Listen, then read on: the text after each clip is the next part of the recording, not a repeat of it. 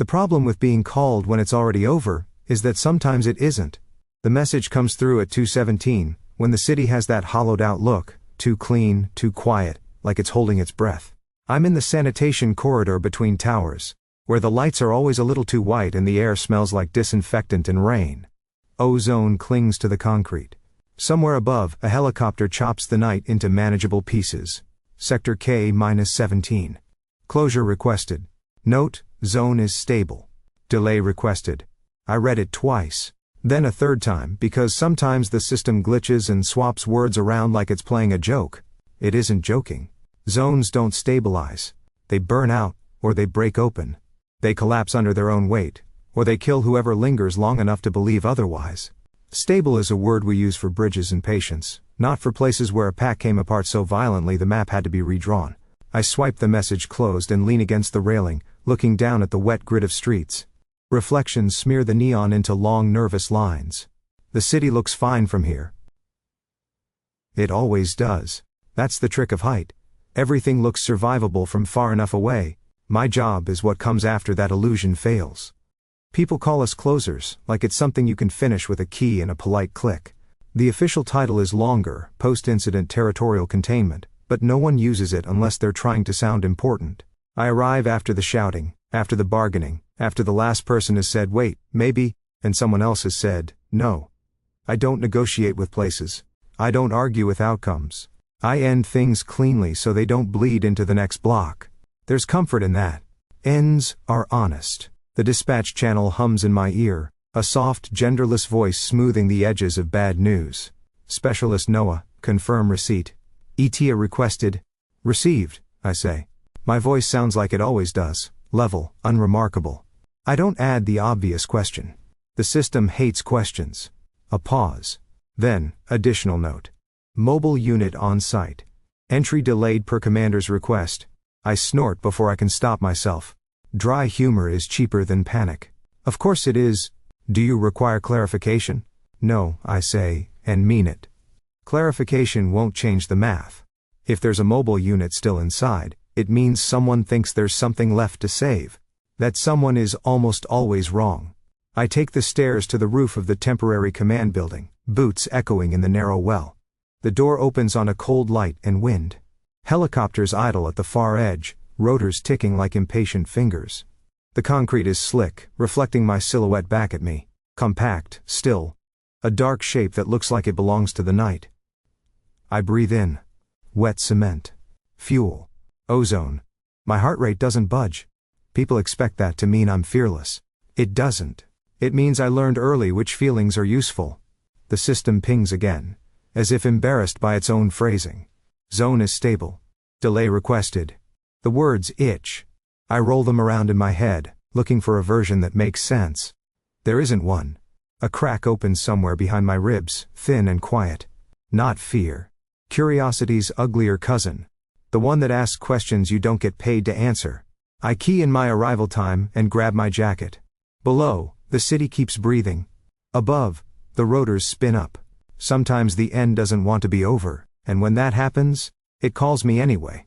The perimeter of Sector K-17 looks wrong in a way that's hard to explain to people who haven't stood this close to the edge of a mistake. The barriers shimmer. Thin, translucent sheets of light stitched between portable pylons. They pulse, not violently, but with a steady rhythm, like a heartbeat someone forgot to shut off. Mobile command vehicles are parked in a loose semicircle, engines idling. Doors open and shut with the tired precision of a crew that's been awake too long. I step out of the transport and immediately clock the alpha at the center of it all. He's impossible to miss. Not because he's loud, he isn't, but because everything around him adjusts to his movement. He paces while listening, gestures while speaking, checks weapons and vitals without breaking stride. His presence pulls lines through the chaos, like a blade through fabric. That has to be Damien. He turns as I approach, eyes sharp, jaw set like he's already decided something he doesn't intend to revisit. Sweat darkens the collar of his uniform. His squad stands nearby, disciplined silhouettes with the particular slump of people who've done their job too well for too long. I stop a few feet away. Stillness is a habit. It unsettles people who are built to move. You're the closer, Damien says. Not a question. Specialist, I correct mildly. But yes. His gaze flicks over me. Gear, posture, the absence of visible urgency. I feel it land and assess and just as quickly dismiss. The tension in his shoulders tightens by a degree. "You're early." "I got the call," I say. "That usually means it's time." A muscle jumps in his jaw. "We're not done yet." I glance past him, at the barrier's steady glow. "Your report says otherwise." "My report says the zone is holding," he snaps. Then, catching himself, he exhales through his nose. "Which means I asked for a delay." I tilt my head. "Zones don't hold." "People do," he says. "Long enough to get out." Ah, there it is. His fighters watch us with careful disinterest, pretending not to listen. One of them rubs at his eyes like he's afraid they'll close and not open again. Another leans against a crate, helmet dangling from his fingers. Exhaustion hangs off them like a second uniform. "I don't decide when you go in," I say. "Or when you come out. I'm here for after." Damien steps closer. Not aggressively, just enough that I can feel the heat of him, the quickened rhythm under his skin. Alpha energy, unmuted by distance or decorum. My own breathing adjusts without asking permission. An old reflex. Annoying. "After," he repeats. "You ever consider how that sounds to people who are still inside?" I meet his eyes. They're a darker brown than I expected, edged with something like anger's quieter cousin. Resolve, maybe. Or stubborn hope. The kind that gets people killed if it's misplaced. "I consider outcomes," I say. "Not comfort." For a second, I think he might laugh. Instead, he shakes his head once, sharp. "You come in like a period at the end of a sentence," he says. "And I'm telling you this story isn't finished." There's a flicker in the barrier behind him, subtle, but wrong. The pulse steadies again, as if corrected. We both notice. Damien turns back to the perimeter, jaw tight. "Entry is on hold," he says to no one in particular. "Zone stable." I look at the barrier, at the way it hums like it's listening. A strange awareness pricks at the base of my skull, faint as static. "Then I'll wait," I say. Damien glances back at me, surprise breaking through his control for half a second. "Good," he says, "because I'm not ready for the end. Neither, a traitorous part of me thinks, is the zone." Crossing the perimeter feels less like stepping forward and more like being accepted. The barrier parts without a sound. No resistance. No snap of pressure.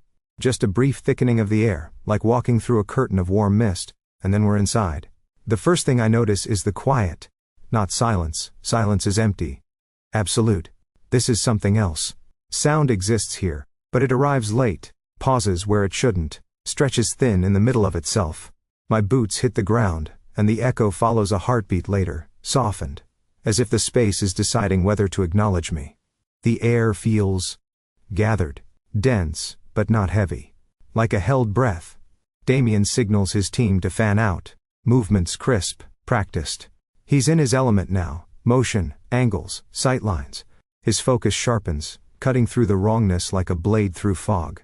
I trail a few steps behind, hands relaxed at my sides, every sense quietly alert. "This place should be screaming," one of his fighters mutters over the comms. He's right. Most zones announce themselves with violence, distortion, pressure, the low animal panic that crawls up your spine and settles there. This one doesn't. It watches. We move deeper. Buildings lean at subtle angles, not collapsed but reconsidered. Windows reflect light that isn't there. A street sign sways though there's no wind. I feel my pulse pick up, a measured response, and catalog it without judgment. Professional anxiety. Normal. Useful. A ripple passes through the space ahead, like heat over asphalt, except the temperature doesn't change. Damien lifts a fist, halting the team. His eyes flick to me, assessing. "You feel that?" he asks. "Yes," I say. And then, because it's true, it's adjusting. That earns me a look. Adjusting to what? I don't answer right away. I'm listening, not with my ears, but with something older, quieter. The rhythm becomes clearer the longer I stand still. A slow expansion. A release. In, out, breathing. I take a step forward. The distortion ahead of us smooths, lines pulling back into place like a careful correction. A fractured lamppost straightens by a fraction. The air loosens. Damien notices immediately. His posture shifts, tension sharpening. "Do that again." I step back. The ripple returns. Tentative this time. Curious. I step forward once more. The space settles. A chill slides down my spine, not from fear but from recognition. The kind you get when a pattern clicks into place and you don't like what it implies. It's responsive, Damien says slowly. To movement? To proximity, I correct. My voice sounds steady, but something inside me has gone very still. To me, the admission lands heavier than I expect. Saying it out loud gives it weight. We proceed carefully. The zone doesn't lash out. It doesn't try to trap us or tear us apart. Instead, it seems to accommodate. Distortions lessen as I pass.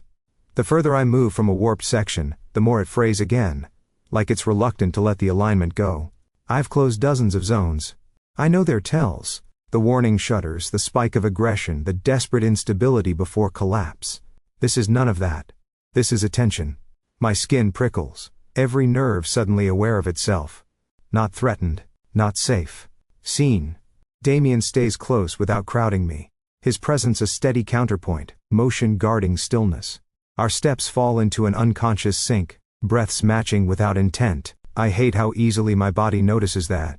Talk to me, he says quietly. What does this mean? It means, I say, choosing each word with care, that the zone isn't decaying. And it isn't hostile. We stop at what should be an intersection. The road curves back into itself, forming a shallow loop. At the center, the air shimmers faintly, like the surface of water disturbed by a distant drop. My chest tightens. This place shouldn't be possible, I murmur. Damien studies the anomaly, then looks at me, not as a commander, not as an alpha assessing risk, but as a man recalibrating his understanding of the situation. It knows you're here, he says. I swallow. The sensation deepens, a subtle pressure behind my eyes, like a gaze I can't quite meet. Yes, I say. The word comes out softer than I intend. And for the first time since I took this job, I'm not sure whether I've come to end something, or whether something has been waiting for me to arrive. The corridors narrow as we move deeper. Architecture folding in on itself, like it's reconsidering how much space we deserve. Concrete hallways choke down to shoulder-width passages. Overhead walkways hang half-collapsed. Rebar exposed like snapped bones. Mirrors, actual mirrors, some cracked, some whole, line the walls in places they were never meant to be, reflecting us back at wrong angles. I catch glimpses of myself distorted, too long, too still, a silhouette that doesn't quite belong to the frame. This is a bad place to get pinned, Damien mutters, already repositioning his team. He doesn't wait for confirmation. He never does. Orders snap out in clean bursts. Left, high, cover the rear. And his fighters respond instantly, fatigue overridden by muscle memory. Adrenaline sharpens the air. I feel it coming off him in waves, heat and motion and intent, a counterpoint to my own enforced calm. The first broken form lurches out of a side corridor without warning. It's a wolf, or it was. The shape is wrong, asymmetrical, one shoulder locked halfway between human and beast. Fur ripples over skin that never finishes changing. Its eyes flicker, unable to decide what they are seeing. Contact. Damien barks. Gunfire cracks through the corridor, sound bouncing late, stretched thin. The creature moves fast despite its damage, claws scraping sparks off concrete. Another follows, then a third, each one trapped mid-transition, bodies frozen in decisions they never got to finish. Damien is everywhere at once. He pivots, fires, closes distance when the space is too tight for clean shots. He moves like someone who trusts his body to know what to do before his mind catches up. I stay just behind him, out of the line of fire, every sense tuned to the space rather than the fight. The zone tightens, not aggressively, reactively. Walls flex inward by a fraction. Reflections ripple. The air thickens, pressure building like a held breath that's gone on too long. One of Damien's fighters goes down hard, slammed into a mirrored surface that spiderwebs on impact. He cries out, the sound catching, stuttering. His form wavers, human outline blurring at the edges, fur bleeding through skin in jagged patches. Phase lock. Someone shouts, he's stuck. Damien is at his side instantly, hands firm, voice steady despite the chaos. Stay with me. Don't fight it. Look at me. The fighter doesn't respond. His breathing turns shallow, uneven. The air around him shimmers violently, distortion spiking. I feel it then. A sharp pull behind my sternum, like a hook sinking in. Without thinking, I move. The moment I step closer, the pressure eases. Not gone, but redirected. The violent shimmer dampens, lines smoothing as if someone has laid a steadying hand over the space itself. The fighter's breathing evens. Damien looks up at me, eyes wide with something that isn't just adrenaline. What did you do? I stood here, I say. My voice sounds distant, like it's traveling through water. The broken wolf nearest us hesitates, movement slowing, head tilting as if listening. Its distorted outline softens, not healing, but stabilizing. The mirrors stop cracking. The corridor exhales. The realization settles in my gut with a sick, quiet weight. I'm not clearing anything. I'm holding it together. Move! Damien orders, snapping the team back into motion. He hauls the injured fighter up, keeping him close to me as we advance. Every time I drift too far, the distortion flares again. Every time I step back in, it recedes. Damien notices. Of course he does. Stay with us, he says sharply, not a request. I am, I reply. And it's true in more ways than one. We push through the corridor, fighting off the remaining broken forms with brutal efficiency. Damien's adrenaline spikes with each close call, his movements faster, sharper, almost reckless. I can feel the echo of it in my own chest, an unwelcome synchronization. When the last threat drops, the silence that follows is heavy, deliberate. The mirrors reflect us clearly now. Too clearly. The injured fighter sags against the wall, fully human again, shaking but alive. He looks at me with unfocused gratitude, like I've pulled him back from somewhere he can't name. Damien stands in front of me, breathing hard, eyes searching my face. You didn't clean anything, he says slowly. No, I admit. The zone hums around us, steady, attentive. I think, I continue, the words tasting wrong, I keep it from falling apart. The quiet horror of that understanding settles over me, not loud, not dramatic, just a deep sinking certainty. I've built my life on endings. And whatever this place is, it doesn't want one. The temporary command hub smells like overheated circuits and stale coffee. Screens line the walls in rigid rows, each one feeding US data, structural integrity, energy fluctuations, biometric readouts pulled from the zone like teeth from a jaw.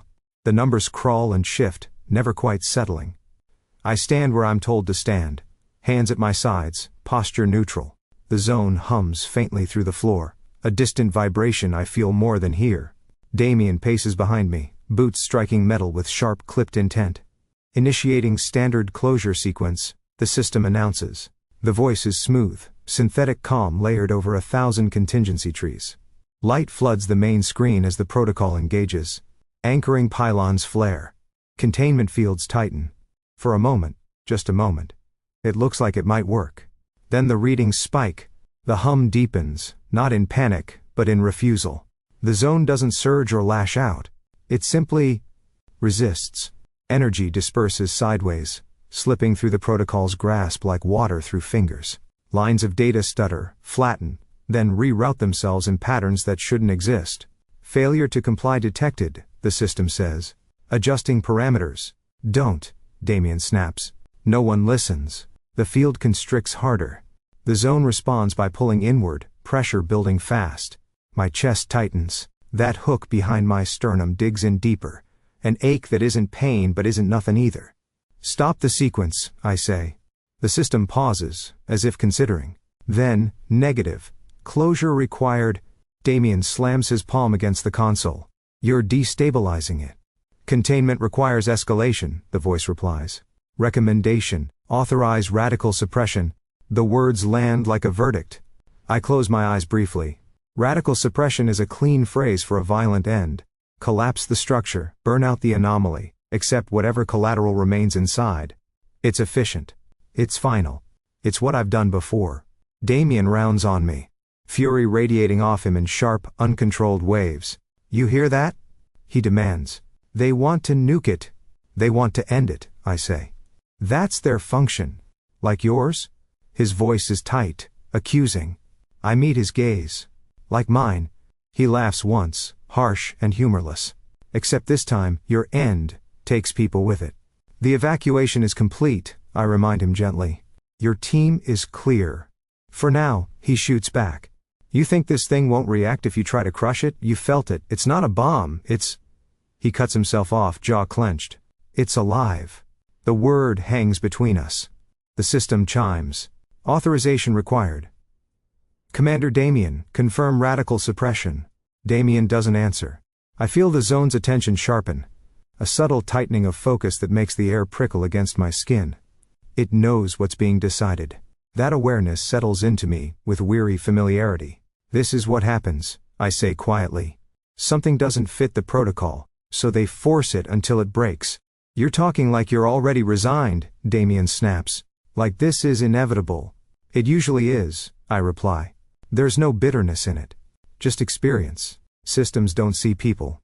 Or places. They see outcomes. And you're okay with that? He demands. I hesitate. The truth sits heavy and unglamorous in my chest. I'm tired, I say. And tired people stop fighting things they can't change. The silence that follows is thick, charged. Damien turns back to the console, fists clenched, shoulders rigid with barely contained rage. Request denied, he says into the comm. I'm not authorizing suppression. Commander, the system warns. I said no. The hum beneath our feet wavers, uncertain. I watch him, this alpha built for motion and resistance, standing between a machine and an ending, and feel the familiar exhausted understanding settle deeper. The system will push. It always does. And when it does, it won't be me it sees standing in the way. The corridor is barely wide enough for two people to stand without brushing shoulders. Emergency lights cast everything in washed-out amber, shadows stretching and collapsing with every flicker. The walls are close here. Too close. I can feel their presence, a quiet pressure against my back, my arms, like the space itself is listening in. The command hub noise fades behind us. No screens, no protocols, just the low hum of the zone, steadier than before. Damien leans against the wall opposite me, helmet hooked on one finger, chest rising and falling as his adrenaline finally begins to burn off. Without the squad, without orders to give, he looks younger, more human, less like a weapon pointed in the right direction. You always this calm? He asks. Only when things are falling apart, I say. It's a flaw. A corner of his mouth twitches despite himself. Good to know. Silence settles, not awkward, but heavy with unspoken things. The air shifts, loosening, as if the corridor has relaxed now that we've stopped pretending to be somewhere else. Damien studies me openly this time, not assessing my utility, assessing me. You didn't hesitate back there, he says. When my guy went down. I did, I reply, just not in a way you could see. He snorts softly. That's supposed to make me feel better? Probably not. Another flicker of emergency light. The shadows pull back a fraction. The hum beneath our feet evens out, smooth and regular. I hadn't realized it had been wavering until it stops. Damien notices too. His gaze sharpens, flicking briefly to the wall, the floor, then back to me. Every time you're close, he says slowly. This place settles. I don't answer. I'm afraid if I do, I'll say something that can't be taken back. He pushes off the wall, closing the distance between us by a step. My body reacts before my mind catches up. Breath hitching, pulse shifting, old instincts stirring with unwelcome familiarity. Alpha proximity does that. I've spent years training myself to ignore it. Damien stops well short of touching me. He's careful in a way that surprises me. You're not a cleaner, he says quietly. Not accusing. Observing. The words land with a soft, precise weight, like a key turning in a lock I've avoided looking at. I close doors, I say automatically. No, he counters. You stand in them. The hum deepens, resonant and warm. The corridor seems to expand by a hair's breadth, walls easing outward. The zone responds to his words as much as my presence, like it approves of the recognition. I laugh before I can stop myself. It comes out thin, a little sharp around the edges. That's a terrible metaphor. Still accurate. I shake my head. You don't know what you're saying. I know exactly what I'm saying, Damien replies. His voice is steady now, stripped of command tone and anger. You don't end things, you keep them from tearing themselves apart. The truth of it vibrates through me, resonating with something deep and uncomfortable. I look away, focusing on the flickering light, the scuffed floor. Anything that isn't the way my chest feels too tight. That's not a job, I murmur. That's a liability. Maybe, he says. Or maybe it's the reason this place hasn't killed us yet. The hum smooths further, a low, contented rhythm. The pressure in my chest eases, just a little. The zone doesn't feel eager or hostile. It feels held. I glance back at Damien. If you keep saying things like that, I warn lightly, I might start believing you. A ghost of a smile crosses his face. Careful. Belief's contagious. We stand there, close, but not touching. The space between us charged with things neither of us is ready to name. The zone breathes around us, calm and attentive. For the first time, the idea of staying somewhere unfinished doesn't feel like failure. It feels like risk. The analytical wing is buried 2 levels below the mobile command hub, far enough from the perimeter that the hum of the zone fades into something almost imaginary. Almost. Rows of servers blink in steady patterns, cool blue and green lights reflecting off glass partitions. Archive terminals line the walls, each one a doorway into past disasters neatly categorized and stripped of context. Here, everything is data. Clean. Orderly. Safe. I don't feel any of those things. Damien pulls up a chair beside the main console, boots hooked around its legs, posture alert but restrained. He's giving me space without leaving. I notice. I pretend not to. Run it again, I say. The system complies. Logs scroll past in dense columns, timestamps, fluctuation curves, biometric overlays. The zone's activity spikes and settles in looping waves. At first glance it looks random. It isn't. Overlay my position, Damien suggests. I do. A thin red line appears across the graph, marking my movement through the sector. The moment it aligns, the noise resolves into pattern. Stabilization events cluster around me like iron filings around a magnet. I stare at the screen, pulse steady, thoughts oddly quiet. Shock doesn't always come with panic. Sometimes it arrives as clarity. So it's not reacting to the perimeter, Damien murmurs. Or the pylons. No, I say. My mouth feels dry. It's reacting to me. We run more comparisons, other closers, other zones, archive data pulled from years back. Nothing matches. Where others triggered collapse or resistance, my presence correlates with dampening. Alignment. Balance. Anchor behavior. The system labels it, helpfully impersonal. The word lands heavier than it should. I don't anchor things, I say. I end them. Damien turns to me fully now. Maybe that's what you were told. I ignore that.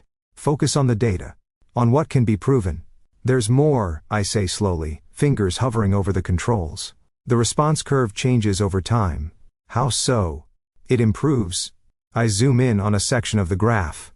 The zone adjusts faster now than it did during initial contact. Like it's learning how to stabilize itself around me. Damien exhales softly. You're saying it's adapting? Yes. The word tastes wrong. Through exposure. The room seems to shrink, the hum creeping back in under my skin. I've dealt with anomalies my entire career, none of them learned. None of them watched and remembered. I don't think it's conscious, I add, because that thought scares me more than the alternative. Not the way we understand it, but it's responsive. It recognizes patterns. Specifically, Damien says, you. I nod. Silence stretches between us, broken only by the quiet whir of servers. I expect dread to crash into me, for fear to spike and scatter my thoughts. It doesn't. What I feel instead is a slow, sinking awareness. If command realizes this, I say, I won't be a specialist anymore. Damien's jaw tightens. You'll be an asset. The word scrapes. I've seen what happens to assets, I reply. They get deployed until they break. He doesn't argue. That scares me more than if he had. The system chimes softly. Preliminary classification updated. Subject Noah exhibits persistent stabilization effect. Recommendation, isolate variable for extended observation. I close my eyes. There it is, not shouted, not forced. Just logged and filed and quietly decided. When I open them again, Damien is watching me with an intensity that has nothing to do with command protocol. They don't get to decide that alone, he says. They always do, I answer. That's how systems work. They find the piece that fits and grind it down until it doesn't cause friction anymore. The fear finally surfaces. Not sharp, not explosive. A cold certainty. If I stay, I become a fixture. A tool. Something embedded so deeply it stops being asked whether it wants to remain. I didn't choose this, I say. No, Damien agrees. But you might get to choose what happens next. I laugh quietly, without humor. You're optimistic for a man standing inside a learning anomaly. Occupational hazard, he says. Then, softer. You're not alone in this. The hum deepens, warm and attentive, as if the zone approves of the declaration. I feel the familiar pull in my chest. Steadier now, less painful. Anchor. The word settles into place, unwanted, but undeniable. Whatever this zone is becoming, it's doing it around me. And for the first time, I understand the real danger isn't that it might use me. It's that the system definitely will. Morning arrives without warmth.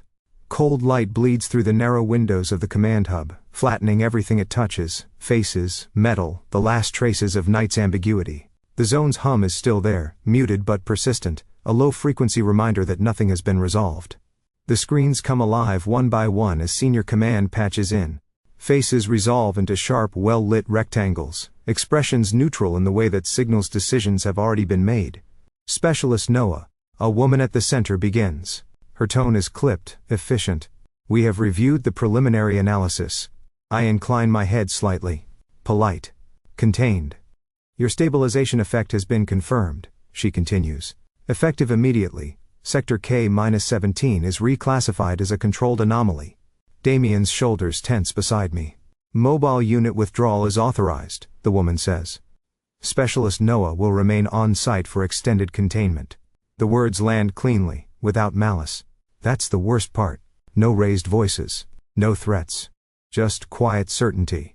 I feel the familiar pull in my chest, the anchor settling deeper, heavier. Duration? I ask. Indefinite, she replies. Until the anomaly reaches terminal equilibrium. In other words, until it no longer needs me. Or until I break. Damien steps forward. That's not acceptable. Several faces turn toward him, surprise flickering briefly before it's smoothed away. Commander Damien, another voice cuts in. Your unit has exceeded its operational window. Evacuation is mandatory. With respect, Damien says, voice tight. You're asking to leave him behind as a stabilizing component. Silence. Then the woman speaks again. Specialist Noah has demonstrated suitability for the role. Suitability. Like a bolt fitting into place. I'm not a component, I say quietly. You are a variable, she corrects. One that must be isolated to ensure safety. Safety. For whom she doesn't specify. Damien's hand curls into a fist. I can feel the restrained anger radiating off him, sharp and volatile. You don't get to do this, he says. Not without consent. The woman's gaze flicks back to me. Specialist Noah? All eyes on me. The system waiting for confirmation, for compliance. This is the moment I've trained for my entire career. The point where resistance costs more than it saves. I know how this ends if I push. I know the shape of that loss. I understand the order, I say. Damien turns to me sharply. Noah. I understand it, I repeat, not agreeing. Just acknowledging reality. And I'm not surprised. The woman nods, satisfied. Then prepare for unit withdrawal. No, Damien says. The word is flat. Absolute. A ripple of tension passes through the screens. Commander? The woman warns. I'm not leaving, he continues. Not like this. This is not a negotiation. Then consider it my resignation. The silence that follows is heavy. Stunned. I turn to him. You don't have to do that. Yes, I do, he replies without hesitation. His eyes meet mine, steady, unflinching. Because this isn't you being reassigned. This is you being buried where you're useful. The truth of it hits harder than the order itself. Commander Damien, the woman says carefully. Your refusal will be logged. Log it, he snaps. Add a note that I objected. I feel something shift between us, not dramatic, not loud. Just a quiet alignment. A shared line drawn without ceremony. The system hum deepens, steady and approving. The zone feels closer, more aware. I swallow, throat tight. You're choosing this? Damien nods once. We are. The word settles into place. Solid and real. Not him standing between me and command. Us. Standing together against being reduced to function. For the first time since this began, the choice doesn't feel like surrender. It feels like a beginning. The center of the zone isn't marked by walls or structures. It's defined by absence. The deeper we move, the quieter everything becomes.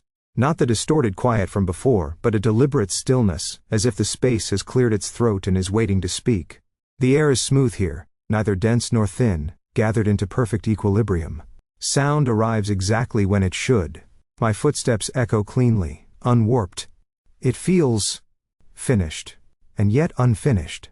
Damien walks beside me without touching, close enough that I can feel the heat of him through the thin barrier of our gear. He hasn't tried to take the lead. He hasn't tried to stop me. That restraint matters more than anything he could say. The center reveals itself gradually. A shallow, circular depression in the concrete, edges blurred, like the imprint of something that was never fully formed. Light pools there, not bright, not dim, balanced. The hum rises, steady and full, resonating in my chest. The anchor pulls not painfully now, but insistently. I understand without needing the data. This is the point of decision. Two futures branch here, clean and distinct. If I step forward and let go, if I withdraw my presence, my attention, the structure collapses. Not violently, efficiently. The zone will burn itself out, taking whatever potential it holds with it. An ending. Clean. Familiar. If I stay, if I hold, the zone stabilizes fully. It becomes contained without being destroyed. A new category. A precedent. But it won't be free. Neither will I. I can feel it, I say quietly. Damien nods. Me too. He doesn't ask what I'm going to do. He doesn't tell me what he wants. He just stands there, solid and present, like an answer that isn't trying to be one. Fear coils low in my stomach, sharp and honest. Not fear of death, or pain, or being alone in a hostile place. Fear of loss. Of choosing something that changes the shape of my life so completely, there's no pretending afterward. I could end it, I say. Right now, yes. And if I don't, you stay, he finishes. On your terms. I let out a slow breath. You don't know that. No, he agrees. But I know this isn't about obligation. If it were, you'd already be halfway out the door. He's right. Obligation has always been easy for me. It's the excuse I've used to avoid choice. The zone responds to our conversation, light shifting subtly, as if leaning in. It isn't threatening. It isn't pleading. It's offering clarity. I step closer to the center. The pull strengthens, wrapping around my senses with quiet certainty. I feel the structure align, tension bleeding out of the space like air from a sealed chamber. It knows what I am now. Or maybe it always did. This isn't forever, I say, though I don't know who I'm trying to convince. Damien finally turns to face me fully. His expression is open, unguarded in a way I haven't seen before. Nothing is, he says. Including you. A strange calm settles over me. Not resignation. Acceptance, yes, but chosen, not imposed.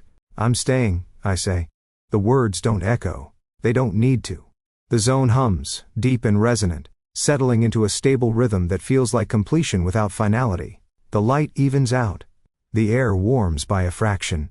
Damien doesn't move. He doesn't touch me. He simply nods, once, a promise contained in the gesture. I'm here, he says. However this looks, the fear doesn't vanish. It never does. But it loosens its grip, making room for something steadier. I step fully into the center and feel the anchor lock into place, not as a chain, but as a connection. This isn't duty. It's choice. And for the first time the end doesn't feel like the only honest option. The zone changes without spectacle. There's no surge of light, no thunderous collapse or triumphant flare. It simply adjusts, like a body settling into a position it has been searching for all along. I feel it first in my chest, the familiar pull easing, tension unspooling thread by thread. The anchor no longer drags, it rests. The air around me warms, subtle as a held palm. Distortions smooth out, lines finding their places with quiet precision. Cracks in the concrete stop creeping outward. Reflections in the glass panels along the far wall align, no longer doubling or warping my shape. The zone exhales. I stand at the center, not rigid, not braced, just present. My breathing sets the rhythm without effort. In, out. The space mirrors it, not copying but harmonizing. Holding. That's what this is. Not forcing. Not fixing. Not ending. Damien watches from the edge of the circle, posture alert but no longer tense. His hand rests lightly at his side, close enough to draw if needed, relaxed enough to trust that he won't have to. His eyes never leave me. The hum deepens, full and steady, vibrating through the soles of my boots and up my spine. It doesn't hurt. It doesn't demand. It simply is. I realize, distantly, that the protocols are failing beautifully. Containment fields recalibrate on their own, power draw dropping into sustainable ranges. The pylons around the perimeter dim from harsh white to a softer glow. Readouts stabilize, numbers flattening into lines so calm they almost look wrong. No alarms, no overrides. A precedent. I feel a laugh bubble up unexpectedly, breathless and quiet. It slips out before I can stop it. All that trouble, I murmur, and it just needed someone to stay. The zone responds with a subtle shift, like amusement. Or agreement. I can't tell the difference, and for once, I don't feel the need to. Something inside me loosens. Something old and heavy I've been carrying since my first closure. The idea that my worth was measured in how cleanly I could finish things. How well I could walk away. That weight slides off my shoulders, dissolving into the steady rhythm around me. I'm not a cleaner anymore. I don't feel the loss of that role the way I thought I would. There's grief, yes, a quiet mourning for the simplicity of endings, but there's also relief. Space to breathe. Damien steps closer, careful not to cross the invisible boundary I can feel now, clear and defined. He doesn't try to join me at the center. He doesn't need to. You did it, he says. I shake my head. We did. The words feel right. Grounded. True. The zone settles fully, boundaries knitting themselves into something stable and enduring. Not dead. Not alive in any way that requires fear. Just contained. Held. Outside, I know the system is scrambling to update classifications, to name what just happened in language that can be filed and forgotten. They'll argue over terms and jurisdictions and who gets credit. None of that touches me here. The quiet victory is internal, resonant as the hum beneath my feet. I stand for a long moment longer, letting the new equilibrium sink in, imprinting itself on my senses. When I finally step back from the center, the zone doesn't protest. It doesn't collapse. It holds. Damien meets me halfway, close enough that I can feel the warmth of him. The steady presence that chose to remain when leaving would have been easier. His gaze searches my face, checking for fractures he won't find. You okay? He asks. I consider the question seriously. Yes, I say. And for the first time in a long while, the word doesn't feel like a professional lie. Around us, the zone rests, closed without destruction, balanced without erasure. A quiet win. And as I stand there, no longer defined by endings, I understand something with startling clarity. Holding isn't the absence of strength. It's a different kind of power entirely. Mourning in Sector K-17 feels earned. The barriers are still there, but they no longer pulse like a warning. Their light is steady, almost gentle, casting pale lines across streets that have stopped trying to rearrange themselves. The air smells like wet concrete and something faintly metallic, but the sharp edge is gone. Sirens are silent. The city has resumed breathing. They call the zone reclassified, which is a word that tries very hard to sound final. I stand at the edge of what used to be the perimeter, watching technicians move with careful confidence, their tension eased but not erased. Drones hum overhead, taking measurements that will take weeks to fully interpret. The system is already busy trying to understand what happened in language that can be managed. Temporary designation pending. A dispatcher informs me over the comm. Your status is under review. That's new, I say mildly. A pause. There is no existing category. I smile despite myself. I'll try not to take that personally. The line disconnects. Damien joins me a moment later, carrying 2 cups of something that claims to be coffee. He hands one to me without ceremony. You look like someone without a job description, he says. I feel like one, I reply, accepting the cup. It's terrible. I drink it anyway. Apparently I've become a footnote. High praise, he deadpans. Footnotes change things. We stand there, shoulder to shoulder, watching the sector settle into its new, carefully monitored normal. There's no urgency between us now. No crackling tension demanding resolution. Just presence. How long until they try to make this permanent? Damien asks. Long enough for committees to argue about jurisdiction, I say. Short enough to be annoying. He hums thoughtfully. And you? I consider the question. It's strange. How much lighter it feels now that no one is actively trying to end something around me. I'm here, I say. For now. Damien glances at me, a small smile tugging at his mouth. Funny. That's my plan too. We share a look that isn't dramatic or charged with unspoken longing. It's quieter than that. Comfortable. Real. A tech nearby stumbles over a cable and swears under his breath. Damien winces. You think they'll ever stop treating this place like it might bite? Probably not, I say. It has a reputation. Fair. I take another sip of the coffee and grimace. This is awful. Damien grins. You're welcome. Something like laughter rises in my chest, easy and unforced. It surprises me with its familiarity. I used to think the quiet after sirens was the loneliest part, I admit. Like everything had already happened without you. And now? And now it feels like aftermath, I say. Not an ending. Just what comes next. Damien nods. Gaze drifting back to the stabilized zone. I can work with that. We don't talk about what happens later. About command decisions or new protocols or how long my presence will be required here. There's time for that. For once, the future doesn't feel like something bearing down on me. The sun climbs higher, light warming the edges of buildings that have decided to stay put. The zone holds, quiet and contained. And standing there beside Damien, coffee cooling in my hands, I realize something with a soft, almost amused certainty. I'm no longer waiting for the end. I'm standing in what comes after. The road out of Sector K-17 is quieter than I expect. No flashing lights. No sirens chasing us down the asphalt. Just the steady hum of the transport and the city unfolding ahead. Ordinary buildings, ordinary intersections. A world that hasn't noticed how close it came to something else entirely. Morning traffic crawls past in patient lines. Life, stubborn, and unremarkable. Damien drives with one hand on the wheel, the other resting near the console. He looks like someone between assignments, no longer braced for impact. Not yet pulled toward the next one. I sit in the passenger seat, watching sunlight slip through the windshield, and thinking about how strange it feels to be moving away from something unfinished without leaving it broken. The comm unit chirps softly. I glance at it, expecting the familiar weight of finality to settle in my chest. Instead there's only mild curiosity. Go ahead, I say. Specialist Noah, the dispatcher begins, and then hesitates. There's a report coming in. Sector D-4, minor instability, no casualties, no active threat. I wait. They're requesting assessment, she finishes. Not closure. I meet Damien's eyes. He raises an eyebrow. Assessment, I repeat, tasting the word. It doesn't scrape. It doesn't demand an ending.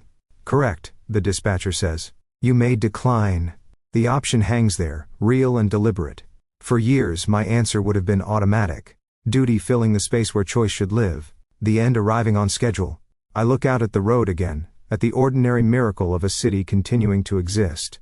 I feel the familiar pull in my chest, not sharp, not urgent. Present. Steady. I'll take it, I say. There's a beat of silence. Then, understood. Details forwarded. The line disconnects. Damien smiles, small and genuine. So, he says, easing the transport into the flow of traffic. We're door-sitters now? I laugh, the sound easy. I prefer selective holders. Rolls right off the tongue. The city stretches ahead, full of thresholds and half-open spaces. I don't know what Sector D-04 will ask of me. I don't know how long this balance will last, or how many times I'll have to choose again. But I know this. I'm not being pulled toward endings anymore. I'm walking toward decisions.